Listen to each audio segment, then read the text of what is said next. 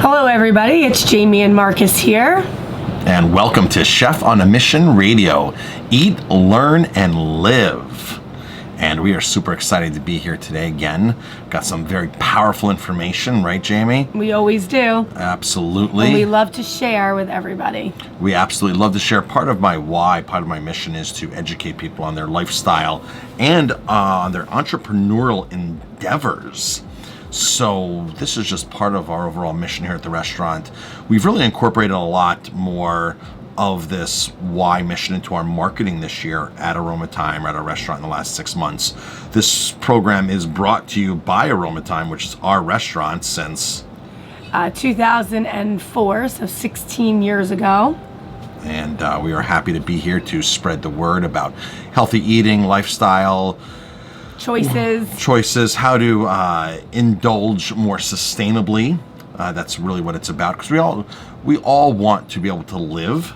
We all want to be able to enjoy good food, gourmet food, and we don't want to sacrifice. Most of us don't want to sacrifice, and it really counts what we do most of the time, not some of the time. So most of the time we need to eat correctly, and there's a lot of tips you can take just by understanding when you have better food choices and reading labels. So one quick thing, when I was reading a label for king crab recently, I was looking for Alaskan king crab, and the distributor sent us Russian king crab. Now, of course, nutritional wise, there's not much of a difference. It's the same crab, technically, right? But in Russia, they don't have any quotas for crab catching. In Alaska, they have very strict quotas, and just go through the Bering Sea, and that's the only difference. So we're talking about food that is more sustainable, food that can be healthier, food that's going to be around, food that makes you feel good. We talk to a lot of guests, and what do they tell us, Jamie, about the food? That it doesn't weigh them down, and they feel healthier and better, and they're just happy that they have a place they can go to that cares about what they're serving. Right, exactly. And people do feel the difference. They sure do. So that's what we're here to educate everybody about, is just getting better choices in your diet, whether you're going out to a restaurant, the right questions to ask, whether you're eating at home.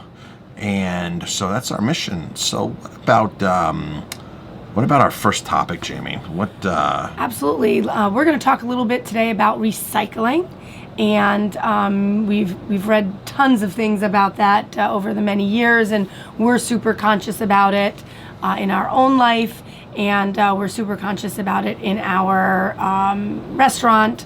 And so why don't you talk a little bit about recycling? Absolutely. So recycling, we all think that recycling is this thing that is going to save the environment or reutilize resources. And being certified green and understanding that the stuff that we use, the best way to actually recycle things is to reuse things for yourself. So for example, if you're buying honey in jars, reuse those jars. Try not to throw them into the recycle bin. When we first started doing this whole commingled thing years and years ago, and the company showed up and said, now we're going to have some commingled recyclables, I never can forget the time that they told me, here's some guidelines to the commingled. Don't throw loose papers into there. Just take the loose papers and put them into a plastic bag and then throw them into your regular trash. And I said, well, why do I have to put loose papers into a plastic bag? This doesn't seem productive, and not commingle, recycle it, because it's papers and it's plastic, and shouldn't it all be going together to get recycled? The guy said to me, Marcus, he goes, we don't want the papers blowing around the landfill. And I said, blowing around the landfill? He goes, yes, your papers will blow around the landfill, so we recommend you put them into a plastic bag. And I was shocked. So the more research that I did, the more I found out that the whole recycling thing is not really what the consumer actually thinks it is. It takes a lot of resources to put back into it. Not everything goes back, even though you think you're recycling. So it's not really what we think it is. But here's a tip. When you throw things into your commingled recyclables, there's a lot of odds and end pieces that you throw into there. Now, a lot of this stuff is sorted by machine. And when the machine starts running, the machine doesn't always run all the time because things get caught into it. Things go into it that aren't supposed to go in there. And so I'm going to talk to some of the things about are not supposed to go into that slow things down or that just don't get recycled to begin with. So for example, one thing you'd never ever want to throw into the commingled recyclable is baby diapers. That's something that just does not get, even though it might seem like it's made out of recyclable stuff, that's something that does not go into the machine, that does not get into the commingled, that does not get recycled. They say that don't put plastic bags and things like that because it slows the machine down, it gets caught, these small things that go around. But here's the one big tip I want to give everybody a takeaway from this, because everybody's in control of this. Do you know when you pop the can of a soda can or a beer can or some kind of beverage, an aluminum can? Right, you push the top open, the top of it. And you have that little tab. That tab should stay in place on the can. If that tab actually ends up into the commingled separately, that can slow the machine down. It can stop the machine. It may never get recycled. It's one of those things that slows production down for them. So when you open a can of soda or a beer with that tab on it, if you happen to pop it off, because some people are just compelled to twist and pull, and all of a sudden it pops off, take that and put it back inside of the can if it's going to the commingled, and just stomp on the can so everything stays together. That little piece is not floating around in the commingled. And there's lots of other things you can do as well for your commingled. But again, the biggest thing is whatever you can buy, if you can reuse it, that's the absolute key. For us, I know we reuse a lot of glass tops. So for like Grolsch beer bottles, that flip top bottle is a very common design that you can actually store the things in it. You can buy things in bulk, put things in there. You can do your own water bottles. You can put olive oil in there. You can do other things and pop it into those type of bottles. So some other bottles are made of the same technology, that flip top bottle. If whatever you can reuse. We have taken 1.75 liter flip top bottles and reuse them for honey for a decade now. Maple syrup. Maple syrup. All right, they're not maple syrup. And we've used it for a decade. We have. The same bottles go back and forth. We go through several gallons of maple syrup a month, and that is just that many plastic bottles that we're saving. And if everybody just did something like that, then we can start seeing some really big changes. It starts small, but just because the recycle bin again is not the answer to everything. It's just not. Reusing, repurposing yourself, that's the real answer. So really be conscious. Buy things in bulk. When you can have a chance to go into a health food store or to a store that has bulk items, if you're buying almonds, buy them by the bulk. Don't buy them by these small packages with 5 plastic bags per pound. Buy them with 1 plastic bag per 5 pounds, or into a box that it can go into, something that's non-plastic. A lot of states, I know, especially for us here in New York State, a lot of the local counties are going plastic free. And some of the stores have no idea what to do. Some of the smaller stores that are not into that corporate mentality, multi-chain. Multi-chains are easy. Right. A Walmart, a ShopRite, a Hannaford's. These kind of stores just have this in their infrastructure already. But the other stores, I was reading a post on Facebook, and this one running store, she goes, I literally have 10,000 plastic bags, and now I'm not allowed to use them anymore. I stocked up on plastic bags last year before this law was ever even thought of, and now I don't know what to do with these bags. So she just puts it on Facebook. What do I do with all these? And people say, well, don't throw them out. Right. Use them for something at some point so they get a use out of them. Save them for running races. Save them for something.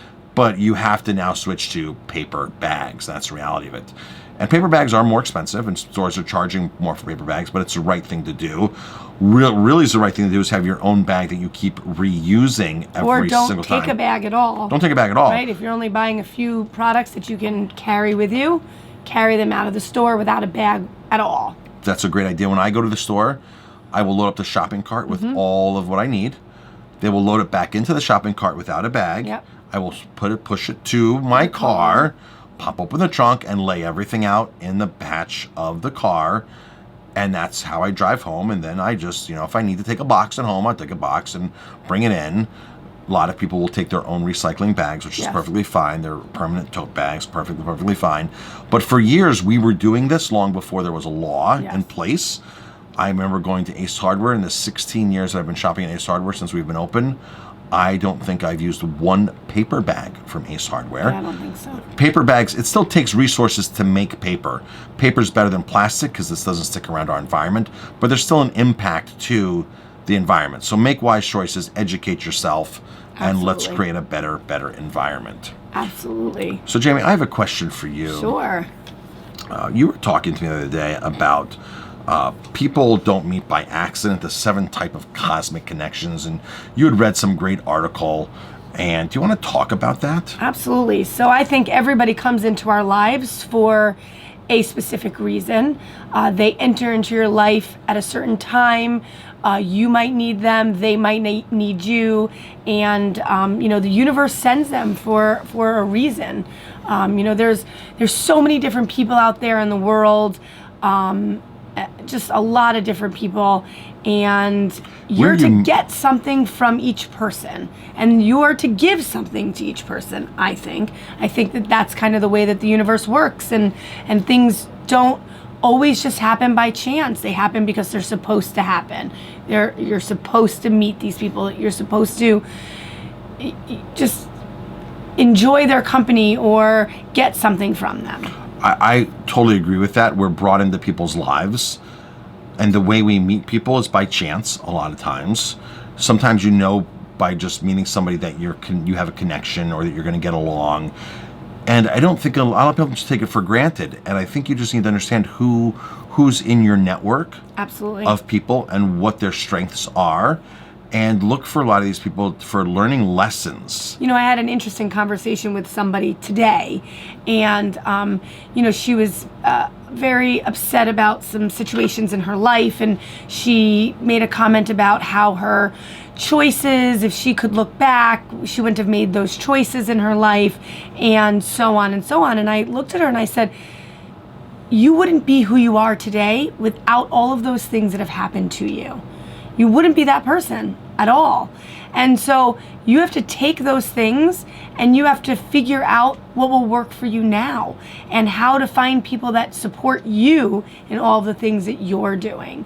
And you're just not looking in the right places, what I told her. I said, you need to look in different places. You need to put out that energy that you need support and that you need help in whatever area of your life you need help with, whether it's a relationship, whether it's children, whether it's family members, whether it's going back to school, whatever it is, you just need to find the support of what it is that you need.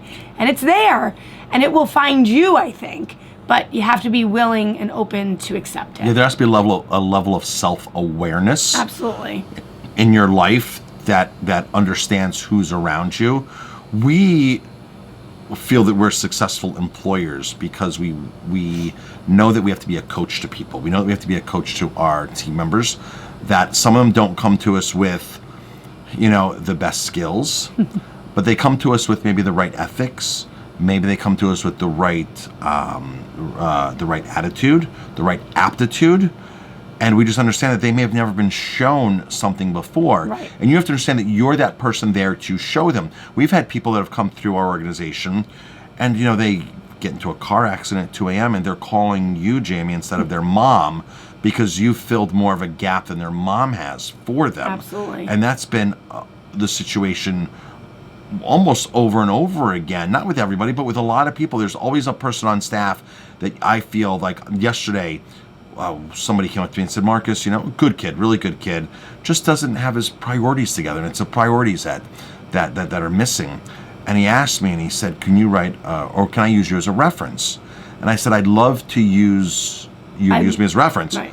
But you need to clean up your social media. Right. You need to get some certain things. I don't want to be associated and give you a reference if this is what you're portraying of yourself. And nobody's ever really told him that before or held him accountable. He actually thought, well, what do you mean? What do you mean? Like he didn't really understand, and you explained it to him. Yes, I said if you're gonna use me as a reference, I need to make sure that I'm referring somebody who's not out there doing things on social media that don't look professional. And this pushed him to change his social media and think about things differently. So I was there for a specific reason for him. Right, you were meant to meet. Somehow or another, you were meant to be in his life years ago and then to be back in his life now. To have any kind of conversation with him. And he looks to me like towards a father figure. Absolutely. And I feel that I can get through to him sometimes better than his parents because I'm not his parent.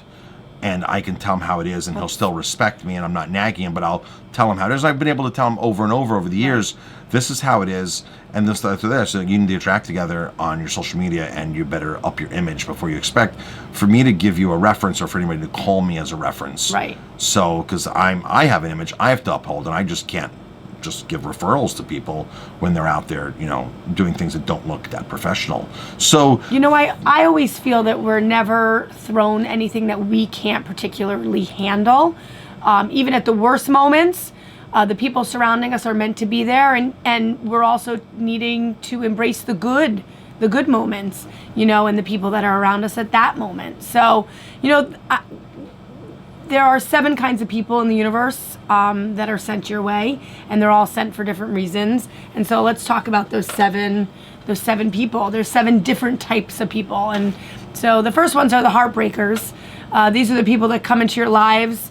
They come into your life and really make you feel on top of the world. But then all of a sudden, bam, it stops. So they stop you and they break you in some way. Right? They upset you. They're there to teach you a hard lesson or to or to teach you something, right? So those heartbreakers are there. You also have the Eternals. These are the people who come into your life and stay in your life. They're there for a long time. They're there to support you and become lasting friends, lasting family members, close members, and they don't shy away. They don't move away. They're Eternals, right? They're there for a long time. There for a long time. Sort of like the best friend from high school. Right. The people that they're always going to be there, they're always right? going to be there for you. You might not talk to them for years, and all of a sudden you just start talking, and it's like they never left. You say a lot of times to people like, wow, we didn't miss a beat. Right. Haven't seen you in a decade, and it's like we haven't even missed a beat. Right. Those are the people that are there for good and bad times, right? They're there for good and bad times, and nothing's going to tear them away from you. So then you have the runners. These are the people who come into your life and quickly change you. That change may be positive, it might be negative, but they don't stick around for a long time. So they run in and they run out. They run in and they run out. Right? So and I think we've all experienced those type of people in our lives. I know I have. And sometimes you don't want them there longer than they're there for, but they're there for a reason, right? Again, back to that, they're there for a reason. Then you have the people that are the reminders. These are the people who come into your life to remind you of something. They sometimes stick around for a while, but usually are only there for a few moments. They give you simple pointers or remind you of something you had been forgetting. These kinds of people often go overlooked. So those are the reminder people that kind of come in quickly, right? And kind of remind you of something, whether it's to be thankful for whatever it is in your life, right? Maybe it's the reminder of meeting that homeless person on the street, right? And reminding you of how lucky you really are to have a roof over your head and a car to drive and all that kind of stuff. So it might just be that quick person that you see passing by. And then you have the teachers, and these are the people who come into your life, obviously, to teach you something. They have a lesson ready for you. They're giving you something to learn from. These are the kind of people I love that teachers. make huge differences in our lives, right? I love the teachers that come into my life that show me. And there has to be a willingness for the student to be taught. Right. We deal with this with a lot of business owners, a lot of restaurateurs, a lot of chefs. They're a little stubborn sometimes, and they already know everything. They already know everything. Folks, we do not know everything. We learn constantly. We learn all the time. I had this great conversation with somebody with a coaching equal last week. He pointed me to something. I studied the topic, studied the person, and the next thing I know, I'm pitching to a big company for a big time contract because of that simple information I learned that I was able to learn from another person who was a peer of mine who was in the teaching role at the time. And the next one is the learners, right? Those are the people that come into our lives to learn from us. Those are the people that we can actually teach. So, right, you're teaching the learners. Teach the learners. And you see, we don't always have to be the ones that are learning. We could also be the teachers. So it kind of goes hand in hand. So sometimes we can be the teachers. Sometimes we can be the learners. Right. So you always hear the expression of somebody take you under their wings. Right. You know, that's the teacher and that's the student. Absolutely. And the last one is the empowerers. These are the people who really push you to do and be who you want to be. They come into your life at the perfect time and really empower you. They make you feel like you can accomplish anything and that you put your mind to. So then you have the empowerers, the people that help you, push you, and make you want to be a better person all the time. Great. And where did you find that article, Jamie? So this article was found, I don't even remember where I found it. But, what's the website? It is awarenessact.com. Awarenessact.com. So it's about spirituality and again, you know, you don't meet people by accident. So everyone comes into your life for a certain reason. So, Great. but speaking about coming into your life, how about a trip of a lifetime? How about a trip through Italy? VIP. A trip of a lifetime, VIP winery vacation throughout Italy. Check out our website, VIPwineryvacations.com. VIPwineryvacations.com. Jamie and I will usher you around the most beautiful cities, vineyards, beautiful villages, medieval villages through the countryside of Italy. Take you to amazing places, amazing meals in vineyards, out of vineyards. We have specialized in building relationships with everybody who we buy from through our restaurant, and thus we have spun off a separate company called VIP Winery Vacations, where this is what we do. We take you away for 8 days, and everybody who goes with us wants to go again. And we just travel through different parts of Italy. You can go to VIPwineryvacations.com and see our next trip. There's always some trip coming up. Keep in mind, a lot of times trips are sold out just because we book ahead of time. They are getting very popular. We also do custom tours. So if you have a group of 10 or more people, we can actually take you on a custom trip. So if you have a family reunion, if you want to do even a wedding, even a party, even a work-related trip, we can handle all that. Now, here's the big thing that we have.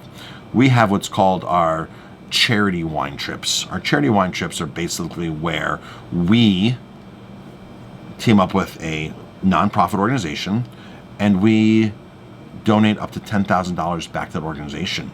So it is the organization's people, it's their network. We show them how to advertise the trip, how to market the trip, and we donate up to $10,000 back. And that is also found at VIPwineryvacations.com. Check it out. Join us for a trip of a lifetime. We'd love to have you join us. It's just an amazing time. People cannot say enough good things about these trips. Absolutely. So Marcus, the next topic that we are going to talk about is antibiotic-free beef. And you are a big advocate for so many different foods, so many different farms, things like that. So why don't you give us a little bit of information about that? Sure. So I gave a quick little speech the other day about this. I gave two speeches 2 days in a row about antibiotic-free beef. Antibiotic-free beef is a little tricky, and I'm going to teach you or show you or talk to you about what I know about it and how to avoid what may seem to be antibiotic-free beef, which may not be. So there's a lot of key words out there, right? There's a lot of... The federally regulated term antibiotic-free means that there's no present antibiotics in the poultry or the beef. There's no present, that's the key, present antibiotics. That means that the animals could have been administered antibiotics throughout their life. They could have been then weaned off of them and then passed through as a natural antibiotic-free product. I first learned about this as a young chef, 23, 24 years old, in Colorado at the country club when I remember the past president's wife asked me to source antibiotic-free beef. And I was young and I was learning, and she was at the point the teacher in my life. Not realizing it, but looking back based upon the article you just read off, she was that cosmic teacher for me that made me self-aware, and I was a student who was ready for the lesson. And I did some research myself. I got on board with natural beef, all kinds of natural food. But during this journey, right after that, I met a company, a broker, a salesperson who was from a company, and he was explaining to me antibiotic-free. And I had questions like, well, what do you do if the animals get sick and this and that? He goes, well, we still give them antibiotics, Marcus. And I said, but it's antibiotic-free. And he goes, well, what that means, Marcus, here's what that means. Let me explain to you. We wean the animals off, and this is a federally regulated term. We wean the animals off of antibiotics. We take 1 or 2 carcasses per 100 head of cattle. We ship it to the University of Colorado. They test if there's no residues or less than 1 part per million or something residues of antibiotics. We pass the whole lot off as antibiotic-free beef. Oh. And I said, wow, so the other 97 head are not tested and they could have antibiotics on them. He said, well, they could, but we only test 3. So I'm not sure if they could even cherry pick the 3. They might be able to cherry pick the 3 and pass it off. However, the term you want to look for nowadays is never, ever administered antibiotics. Now that is called a never, ever program. Cattle that is, or poultry that is a never ever program will never be administered. If they do get sick and they are administered antibiotics, then they are pulled out of the program and put into who knows where, a commodity program, or maybe they might get weaned too and get put still in a natural program. So buyer beware when you see the terminology antibiotic-free beef, antibiotic-free poultry, antibiotic-free hot dogs, whatever it is, buyer beware. Make sure you're looking for never, ever administered antibiotics. That's good. That's good to know. Now we're not talking about vaccine-free, because they can still have other medications. So most animals are still vaccinated, and to find a farmer that doesn't vaccinate is even harder. Once you start crossing cattle across state lines, they want the animals vaccinated anyway. So it's not saying, even though it's a never ever antibiotic-free program, there still could be other things in the cattle that you may not know or be opposed to. Interesting. So that's the situation with that. So be very careful of that.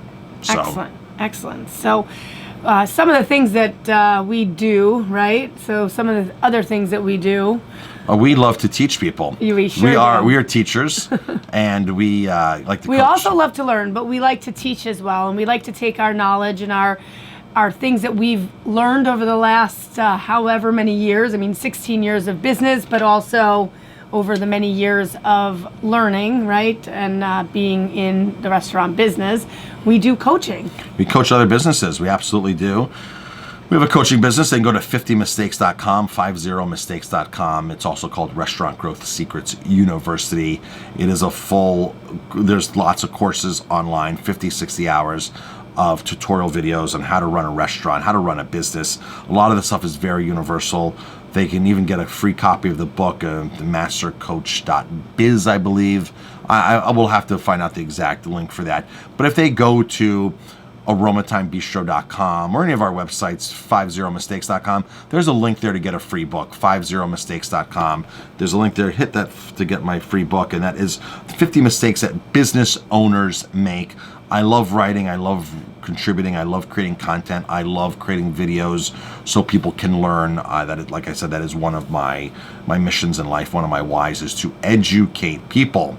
So that is some really powerful stuff that we do coach. And we coach any type of business. We've coached gyms before, tow truck companies. We've worked with sewing machine companies. We've done a gelato. We've worked with a gelato company. We've worked with all kinds of companies. The list keeps growing. We're now talking to a granite and marble company.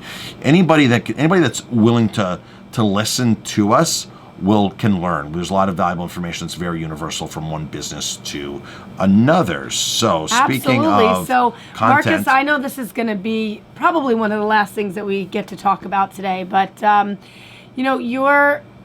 we talk about success quite a bit, and we talk about our story and your story, and that's super important in business itself, right? It's just telling our story. So let's talk about what your definition of success happens to be. And it's a great topic. It is a great topic. Because that's the article that I just contributed to Forbes. Yep. I write for Forbes.com. You can find some of my articles on Forbes.com under the business councils, New York Business Councils. And I just wrote an article on the true meaning of success. And what does it really mean? So as a young chef, I was perplexed and trying to figure out my path of what I wanted to do. And I remember my mentor, my teacher, Peter Timmons, and I had another mentor, Peter Schindler. And I remember them telling me, Marcus, it can take you up to 10 years in this industry to find your true calling. And I was thinking, I don't have 10 years to find my true calling. I want to know what my true calling is right now. And if you know Marcus. But then again, everybody gets into your lives at a certain time of your life for a certain reason. I remember I was 19 years old, and I was having this conversation with my mentor at maybe 2021. But at 19 years old, I remember meeting an individual, and his name is Kevin Israeli. Kevin Zraly is the wine guy. the wine guy. Windows in the World wine course.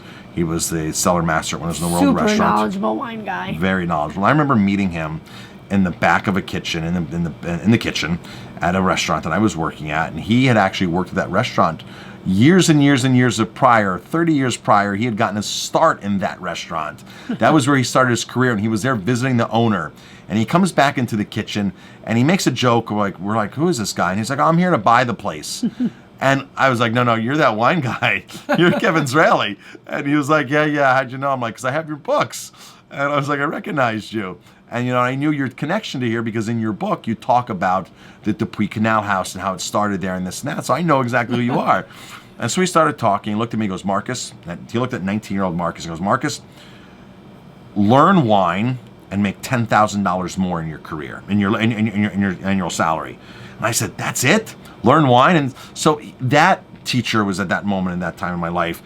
And I learned that lesson, just that one. He was a person who actually, I don't know what we categorize that, a person who runs in and runs out.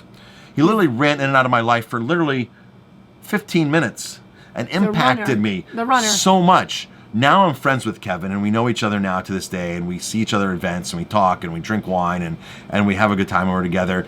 But there was maybe 20 years that I didn't see him, or 15 years that I had not seen him. However, that lesson was a very good lesson to me because that helped me define my style of food and my style of business, which is why we do our wine trips and involved in that. Because as a 19-year-old, I wanted to be able to taste wine and drink wine, and I couldn't. So, little quick lesson: when I worked at the Greenbrier in West Virginia, I would go through the garbage every night and look at the labels, and the sommelier would help me read the labels so I could understand what was in it. So that was part of that lesson and part of my execution. But back to the true meaning of success. Right. So I was like, wow, it's going to take me 10 years to find my true calling. This is a long time. I can't believe it. I want to fast track this.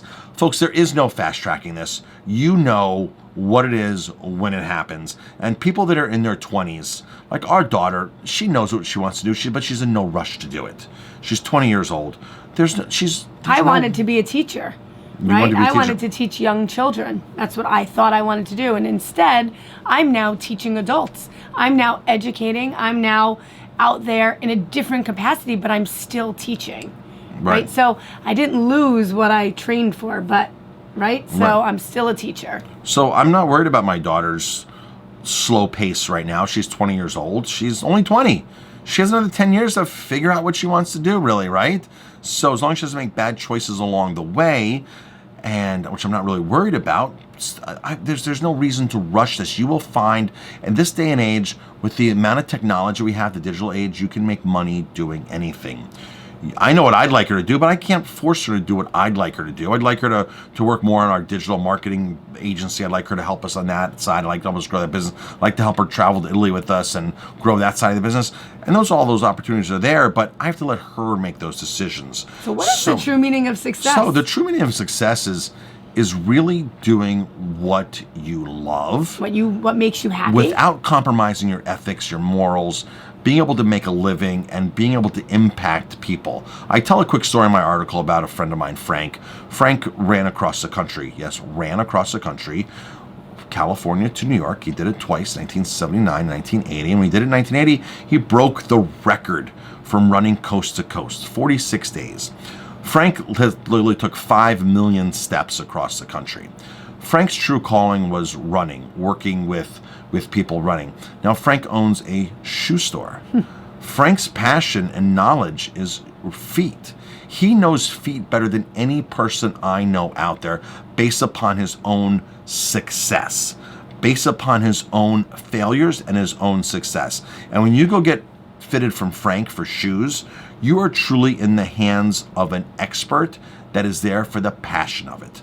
I've seen Frank's business go up and down, and he is there to keep spreading the word and helping people resolve issues. He resolved my knee issues.